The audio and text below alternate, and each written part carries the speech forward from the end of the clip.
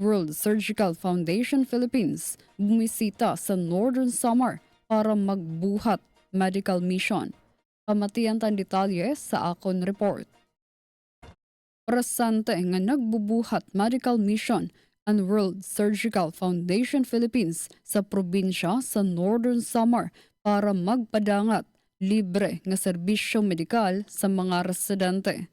Maabot sa 44 nga medical delegates kasugbong ang unom nga provincial surgeons ang magbubuhat sa Porlominos sa 60 nga major operations ug 100 nga minor operations kutob March 19 sa Northern Samar Provincial Hospital.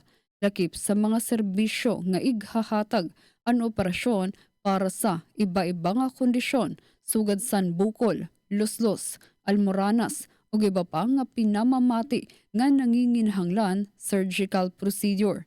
Dako ang bulig sa medical mission para matagan libre nga operasyon ang mga pasyente nga waray kapas magpabulong ug mapaharani ang serbisyo panlawas sa yunukot-yukot nga mga residente sa Northern Samar. Para sa Bagong Pilipinas, Charmaine Perito Balvas, Radyo Pilipinas, Radyo Publiko, Kalbayog.